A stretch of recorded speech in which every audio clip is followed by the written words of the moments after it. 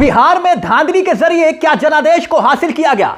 आखिर इस एक रिपोर्ट में ऐसा क्या है जिसने एक बार फिर से बिहार चुनाव के नतीजों को लेकर संदेह, शक पैदा कर दिया है?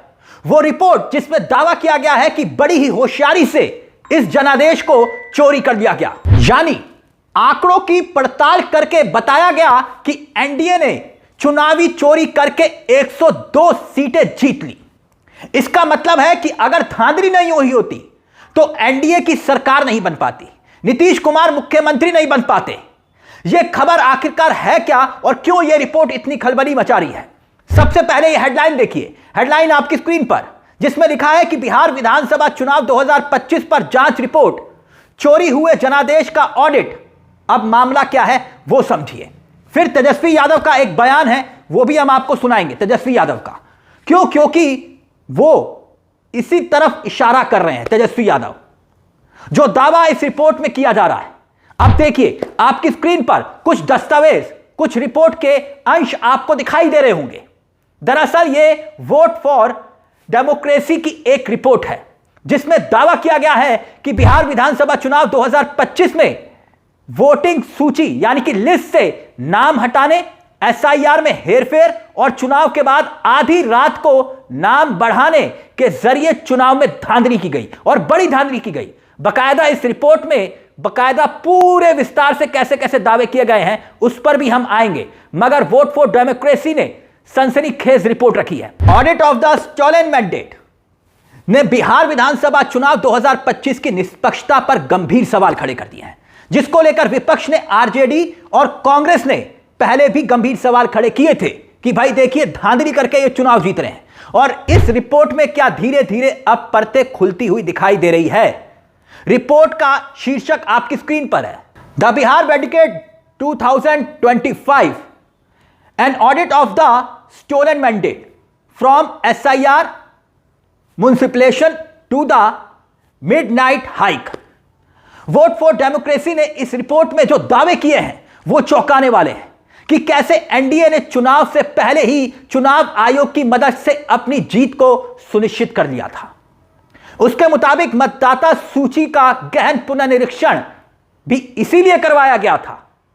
एसआईआर से जुड़ी गड़बड़ियों और धांधलियों को उजागर करते हुए यह दावा किया गया है कि कैसे बीजेपी और उसके सहयोगी दलों को सीधा लाभ पहुंचाने के लिए यह पूरा खेल हुआ एसआईआर के नाम पर।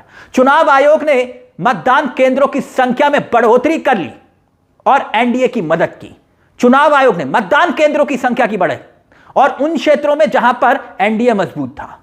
इस रिपोर्ट में दावा किया गया है बीएलओ की संख्या से इससे पता चला जीविका दीदियों का चुनाव में इस्तेमाल हुआ। चुनाव चोरी का एक बड़ा जरिया इसे बनाया गया और इसके साथ साथ मतदाता के आंकड़ों में भी बड़ी हेरफेर की गई है। अब ये आंकड़े देखिए आपकी स्क्रीन पर, जिसका जिक्र किया जा रहा है। मतदाता सूची में नामों की भारी कटौती, एसआईआर के बाद आंकड़े चौंकाने वाले हैं। 24 जून 2025 एसआईआर से पहले जो है 7,79,00,000 मतदाता थे और 1 अगस्त 2025 ड्राफ्ट रोल 7,24,00,000 मतदाता रह गए। करीब 65 लाख के मतदाता जो थे उनके नाम हटाए गए। 30 सितंबर 2025 जो अंतिम सूची आती है, करीब 7,42,00,000 जो है मतदाता इसमें दिखाए गए और वास्तविक रूप में लिखा हुआ है कि 3,66,00,000 मतदाता ही अपात्र पाए गए। रिपोर्ट का निष्कर्ष यह निकाला गया कि बड़ी संख्या में नाम हटाए गए, जो वैध नाम थे उनको हटाया गया और इससे जीत हासिल की गई। यानी रिपोर्ट का लबोलबाब यहां पर एक पॉइंट तो यह दिखाई देता है। और आगे इस रिपोर्ट में यह भी कहा गया है, बहुत विस्फोटक रिपोर्ट है और बहुत जबरदस्त तरीके से आई ओपनर इसे आप कह सकते हैं। अगर जो चोरी जिसकी बात कही जा रही है, आप अगर वो ना हुई होती तो आज बिहार में एनडीए की सरकार ना होती, नीतीश कुमार मुख्यमंत्री ना होते। अब तेजस्वी यादव का बयान सुनिए, क्या कुछ कह रहे हैं चुनाव की गड़बड़ियों को लेकर। पहले यह बयान सुनिए और फिर 102 का आंकड़ा कहां से आया कि भाई 102 सीटों पर यहां पर खेल हुआ है। पहले जरा यह बयान सुनिए तेजस्वी यादव का। देखिए, आप सब लोगों को सबसे पहले नव वर्ष की शुभकामनाएं हम लोग देते हैं। और आप सब लोग जानते हैं कि पिछले साल जो है चुनाव जो है संपन्न हुआ है और पिछले चुनाव में इस लोकतंत्र में लोक हारा है और तंत्र जीती है। आप कह सकते हैं कि लोक की हार हुई है और तंत्र की चुनाव में जीत हुई। जनतंत्र को इन लोगों ने धनतंत्र और मशीन तंत्र बना दिया। हम लोग सब लोग जानते हैं कि क्या षड्यंत्र रचा गया, छल कपट से ये लोग चुनाव जीते। लेकिन नई सरकार कैसे बने ये पूरा देश और बिहार की जनता जानती है।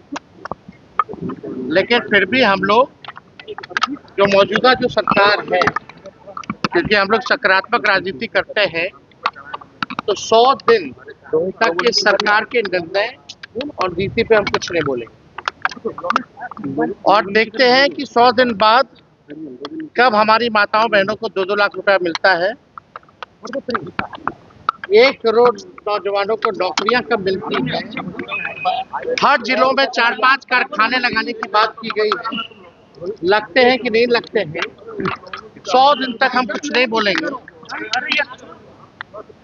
और ये सरकार की जिम्मेदारी है कि जो घोषणा पत्र इन लोगों ने जो जारी किया उस घोषणा पत्र को जमीन पर अमल करने का काम।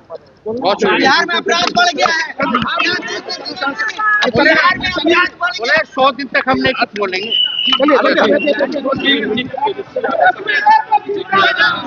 अब क्या कहा जा रहा है कि 128 सीटें ऐसी रही जो एनडीए ने जीती है, उसमें जो जीत का जो मार्जिन है ना, जीत हार का जो मार्जिन है, वो डिलीट जो हुए हैं उसके नीचे रहा है।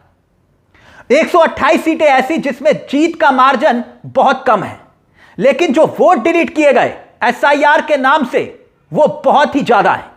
12 नवंबर को महिला और पुरुष मतदाताओं के टर्नओवर का जो समान रूप से देखिए आंकड़ा लिखा हुआ है 0.18% की वृद्धि दर्ज की गई और इससे अचानक आंकड़े कितने बढ़े, 1,34,145 वोट इसमें जुड़ गए।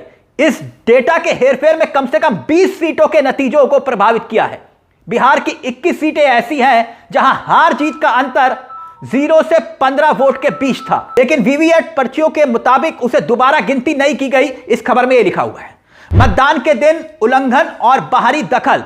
रिपोर्ट में कई गंभीर आरोप भी लगाए गए हैं, जिसमें सीसीटीवी कैमरों का खराब होना और सड़कों पर वीवीपैट पर्चियों का मिलना शामिल है। याद होगा आपको कि वीवीपैट की पर्चियां मिली थी, काफी बवाल हुआ था, उसका जिक्र भी इस रिपोर्ट में किया गया है। और हरियाणा में देखिए खबर में लिखा हुआ है कि हरियाणा से विशेष ट्रेनों के जरिए लगभग 6000 मतदाताओं को बिहार लाया गया। यह लोक प्रतिनिधित्व अधिनियम 1951 की धारा 123(5) का उल्लंघन है। सवाल उठाया गया कि चुनाव अधिसूचना जारी होने के बाद भी मतदाता सूची में 3,34,00,000 नए नाम कैसे जोड़े जा सकते हैं। खैर ये तो सबने देखा ना कि कैसे हरियाणा से चुनाव के वक्त जो है, ठीक चुनाव से पहले बिहार में रेलवे के जरिए रेलवे का इस्तेमाल हुआ और ट्रेनों में भर भर कर वोटरों को लाया गया, वोट डलवाए गए। चुनाव आयोग मौन रहा, सब कुछ चल रहा था, सब तमाशा चल रहा था। बकायदा गले में लोगों के बीजेपी का वो जो पटका टाइप का होता है वो भी था, यानी लेवल प्लेइंग के नाम पर जमकर मजाक हो रहा था बिहार में। वही रिपोर्ट में जीविका दीदियों को चुनाव स्वयंसेवकों के रूप में तैनात करने पर भी सवाल उठाए गए हैं, क्योंकि वो सीधे सरकारी वित्तीय योजनाओं के लाभार्थी हैं। बूथ पर एनडीए के 91,098 एजेंट्स के मुकाबले महागठबंधन के पास सिर्फ जो है एजेंट के रूप में करीब 66-67 एजेंट थे, जिससे निगरानी में भारी कमी आई। यकीनन इस तरह की रिपोर्ट दरअसल चैनलों पर डिबेट का हिस्सा नहीं बनती है। क्यों? क्योंकि इसमें अध्ययन होता है और आप जानते हैं कि हमारे देश की होनहार मीडिया का क्या हाल है। इस तरह की रिपोर्ट्स पर कोई वो चर्चा नहीं करते हैं।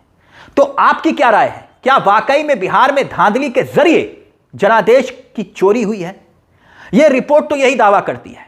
आखिर इस तरह से जो दावा किया जा रहा है और जो तेजस्वी यादव का बयान है, जरा उससे मिलान करके देखिए। बिहार चुनाव के नतीजों को लेकर कहीं ना कहीं एक शक पैदा होता है। अब इस रिपोर्ट में तो दावा है कि बड़ी होशियारी से जनादेश को चुराया गया है, लेकिन आपकी क्या राय है इस मुद्दे को लेकर? अपनी राय हमें कमेंट बॉक्स में जरूर दीजिएगा। मुझे तिलक चावला को दीजिए इजाजत। एक छोटी सी दरख्वास्त, चैनल को सब्सक्राइब जरूर कर लीजिएगा। यह मंच आप ही का है जहां हम सिर्फ खबर नहीं दिखाते बल्कि खबर के पीछे की खबर भी बताते हैं। नमस्कार, जय हिंद, जय भारत।